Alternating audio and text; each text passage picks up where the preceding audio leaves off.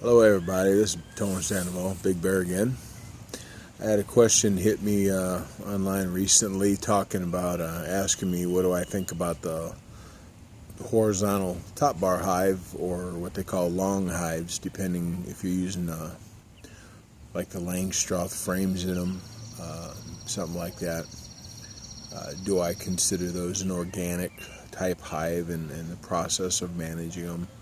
And I mean, it doesn't really matter what I think, but just to share a little bit of thinking about it.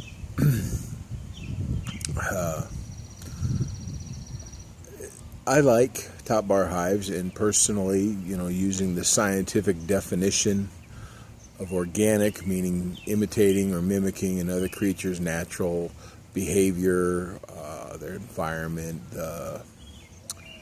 what they do and live and whatnot naturally. I've done enough live bee removals from houses and buildings, even branches on trees and logs, to say that bees will live in a horizontal nest. They do this on their own. They do it all the time.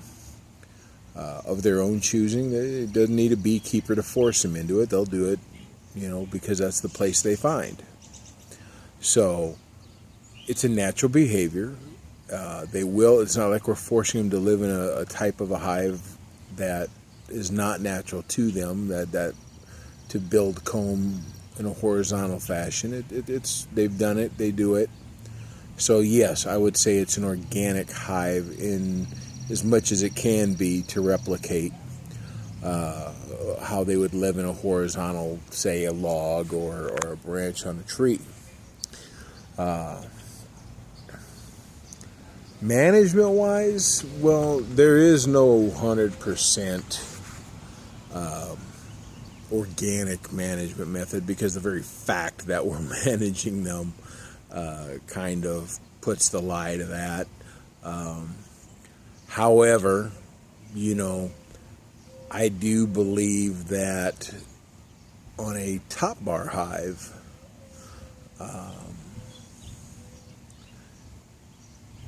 it's probably as organic as you can get, only in terms of you're allowing them to make comb that's attached to at the above, from the top, as they would in a horizontal void space anywhere they would normally build that nest.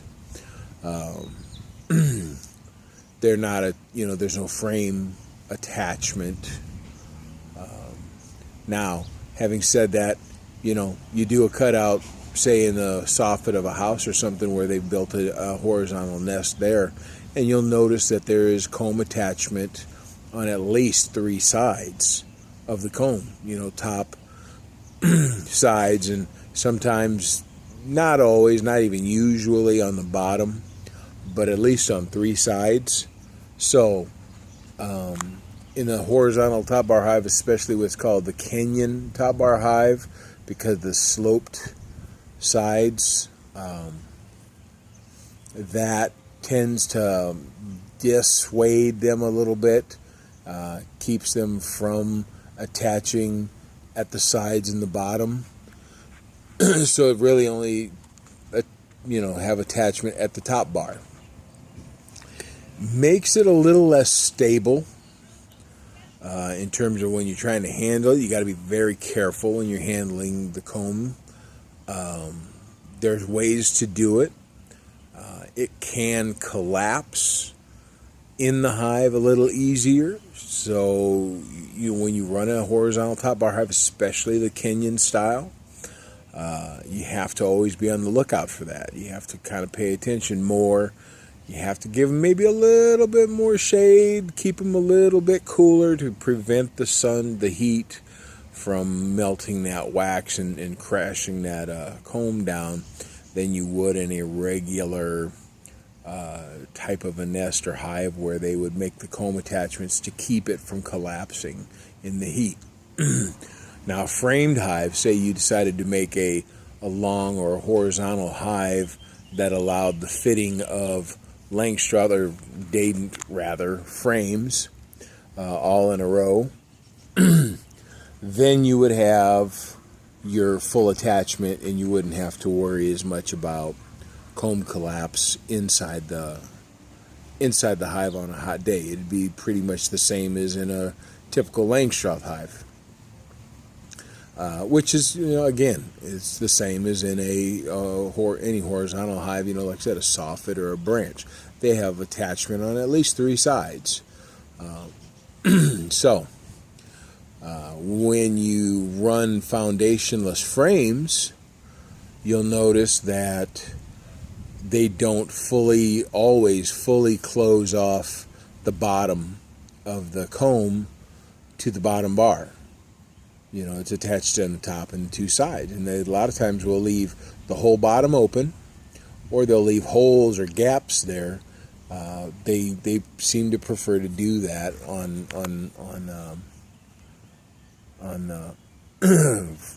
frames that are foundationless. You put foundation and it runs top to bottom, and they're going to cover it because the foundation runs top to bottom, generally speaking. So management, like I said, especially on the Kenyan, you got to be careful, but the Kenyan would probably be, it's more manageable when you're running a top bar hive because you have less side comb, burr comb attachment to the walls, so it's easier for you to manage. So that is a system that's really designed for beekeeper convenience, not so much the bees. It's not a bad thing. I mean, I use them all the time because it's called, like we talked about in another one, it's not just about being organic and healthy for the bees. It's also about being practical for the beekeeper. If you can't manage the bees properly and in a way that's, you're able to functionally and reasonably handle it and manage it for your purposes, then there's really no point in it. Then you're overcomplicating things. You're doing it too hard. You're working too hard at it. Shouldn't have to be hard. So I like them. I prefer them.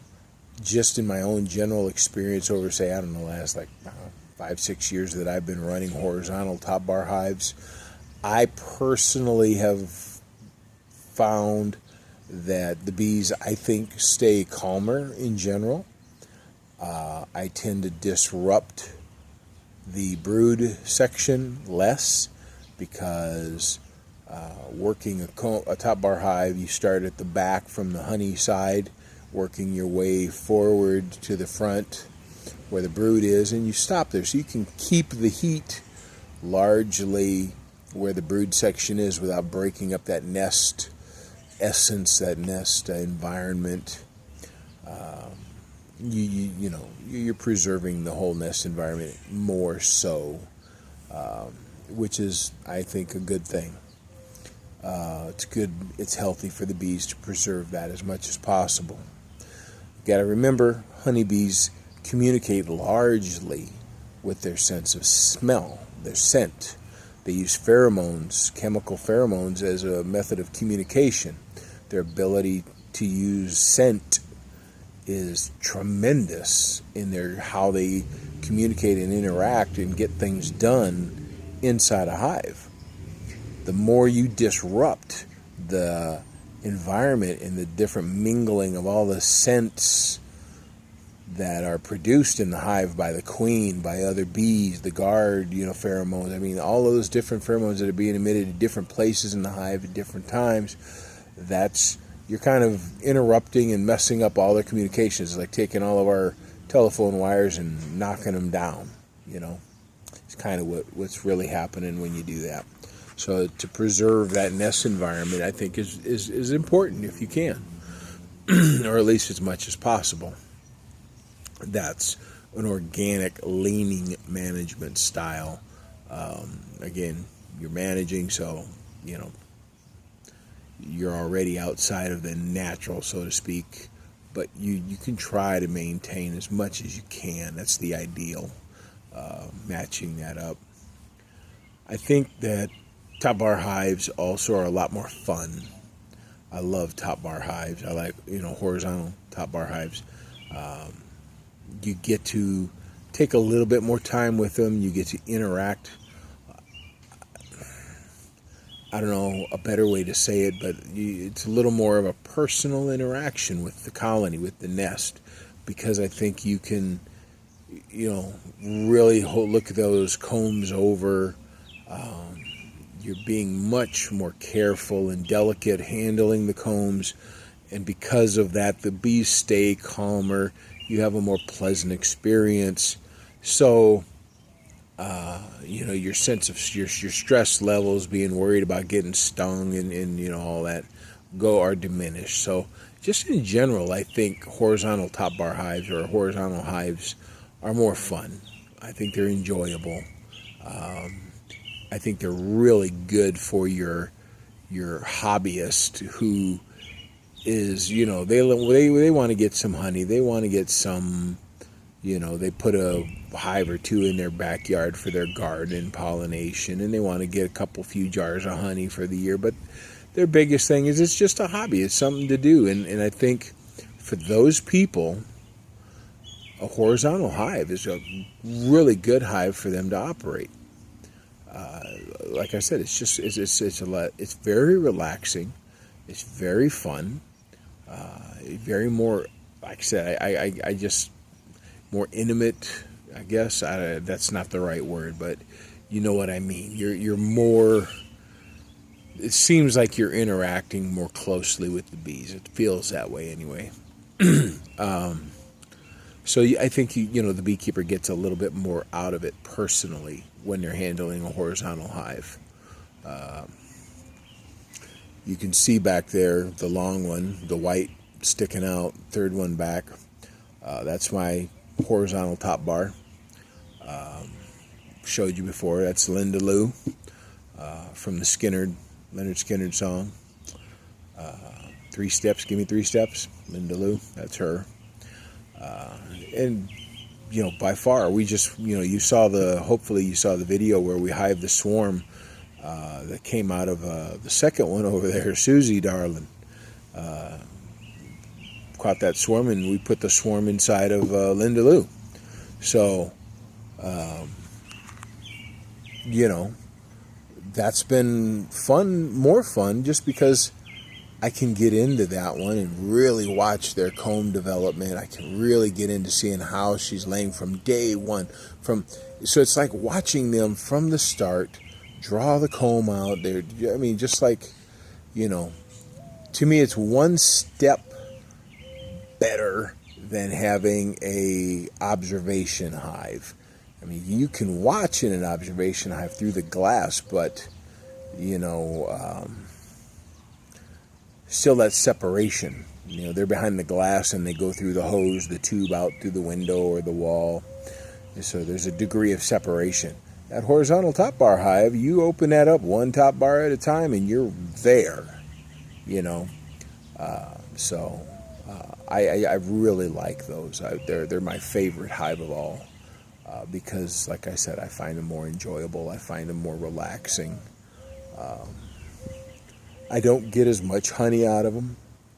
They're great for pollination. You want to stick a colony a hive in your backyard, and you want to, you got a vegetable garden back there, or say you got an ornamental garden. Say you're a gardener, you're a member of a garden club, and you got all kinds of ornamental flowers and shrubs and plants, and you really want to pollinate those well. Take a horizontal top bar hive. Get into beekeeping and stick a horizontal top bar hive back there somewhere. Another nice thing about horizontal hives is they can be disguised really easily. Most people will look at that. You look at that one back there. Most people don't recognize that as a beehive, just as it is. They'll look at that and it looks more like a planter, a flower planter or a trough of some kind, and their first thought is most certainly not bees. So if you have neighbors and they get a little, they were to see a regular beehive back there, that would make them a little nervous maybe, or even upset. You stick that back there, they got no idea what it is. They're not thinking bees, so they're going to be calm. I've gone to the point to help somebody design. We put together, one of those, and we took that whole flower planter bit all the way, and we made a lid on top with plastic flowers. So it literally looked like it was a little garden box, and he'd go back. So if anybody happened to be looking in the back and they seen that thing standing there, it looked like a little flower box. From a distance, how are they to know that the entrance was opposite from where most people would come into the yard, so it was on the other end. So, for all intents and purposes, that's what they were seeing. That's what they thought they were looking at. That's kind of fun to be able to do that a little bit. Keeps people a little less edgy. The cons, like I said, really come into play on the heat. If there's any negatives at all, you don't get as much production. You don't get as much honey out of them necessarily. You don't get it as much. Well, you get plenty of wax out of them. You probably get more wax out of them than you would a Langstroth, only because you cut the whole comb. You're using the whole comb off, kind of like in a Warray hive. You're using the whole comb every time, and you're probably using crush and strain. So you get a lot more wax than you do anything else. But honey production-wise, you're not going to get as much honey as if you were running a Langstroth hive for honey production, and it's not even comparable. But like I said, if you're a beekeeper and you're not really looking for a lot of honey, just enough for you in your own pantry or whatever, well, then it's just enough. You might get, 20 to 50 pounds, in a good year. For an individual, you're running one or two of those, that might be all you need. And so you've taken what's, a honey producer would call a negative, and for you it's a positive because your situation is different. So it's relative to the situation. We've got a lot of people who are absolutists, and I love absolutists because they're very stuck in, one way or the other, black or white kind of. Either this is or that, and that's it. And they want to stick beekeeping and aspects of beekeeping in right or wrong, this or that. And beekeeping is so individualized and so transferable to different, different everything, different geographic locations, different styles, different hive styles, different management styles, different. There's so much that can be done to tweak it and individualize it, and it's this is one of the things, like with the hive styles. We can take a horizontal hive like that, and we can have a lot of fun with that. It doesn't always have to be about honey production. I got news for the folks out there who have it in their head. I've been told by some folks, who've been doing it for a while, if you're not beekeeping for honey production, then, they come up with some pretty ridiculous statements, about, you're wasting your time, you're doing it wrong, whatever. Because they see the financial side of it, time and energy and cost of buying bees and hive equipment and this and that, and you don't get your money back from that, then it's a waste of time. It's not worth doing. Well, other people find other forms of being compensated. It's not always money. It's just perhaps the sense of calm you get from working with hives. Maybe it's the pollination, and that's all you really wanted. It's almost like being a beekeeper is very much a faith kind of an issue. Not so much scientific and hardcore into what tangible can I get out of it. What am I getting out of it that, honey and wax and very tangible things, but the non-tangibles, like I said, it's the experience of it. And that's sometimes enough reward for some people, So the different types of hives, like the horizontal hive, it's worth it just because of that. And so I'll never tell someone not to use a horizontal hive. I will let them know the disadvantages, and it's, usually, like I said, it's considered a disadvantage if you're a honey producer and you say, Tony, what's the disadvantage of a top bar hive? Well, to a honey producer, you're not going to produce as much honey. That would be seen as a disadvantage. You have to babysit a horizontal top bar hive more frequently because of the wax comb collapse potential. There's less space, so you have to manage space more closely. You're rearranging top bars in there. Otherwise, they'll run out of room and they swarm on you or abscond, So you have to babysit them a little bit more frequently to keep track of those kind of things. Again, those are seen as disadvantages to the person who doesn't want to put a lot of time into it. If you're into it because of you really want to, it's a calming, soothing, peaceful thing for you. It's a de-stressor when you get off of work. Well, that's not a negative. All of a sudden, that becomes a positive. There's that relativity again. But you're conventional to 90% of the beekeepers out there. It's not a positive. Having to babysit them more frequently. Those are pretty much the basics of pros and cons. And it's all my opinion. Just my own little 2 cents, so I am certainly not the end-all, be-all, resort on what beekeeping is or isn't or whatever. I know what beekeeping is for me. That's what I'm good at. I'm an expert at beekeeping for me. I can help a lot of people discover what being the best for beekeeping is for them. So that's something I think I'm pretty good at too. As a master beekeeper and a professional apiarist, that's my job, is to help people discover what makes them, the best beekeeping experience for them, for what their goals and objectives are. And sometimes the horizontal hive fits perfectly, or if it's enough, it's a nice mix in. It's a nice distraction away from the other hives they're running for production sometimes. Those are working hives, so those are the ones they take more seriously and they don't, deviate anywhere from the conventional on, but this is the one they get to play with, the horizontal hive. It's for everybody, it's different. But I want to help whatever your circumstances are. If finding a different hive is what's going to make you a more successful beekeeper, then let's find you a different hive. Finding a different management style or approach to seeing beekeeping, viewing beekeeping, then let me help you find that, What's going to make you successful, what's going to make you a better beekeeper is what I'm here for. It's what I'm trying to accomplish. So that's this little video here, and I hope you guys stay tuned for the next one, and feel free to hit me up on Facebook, or you can email me or get me on Google+. And just, if you got a question you want answered, or at least get my take on it, I'd be more than glad to address it. Steve on Facebook. This one was for you, bud. Y'all have a good one now. Enjoy your bees.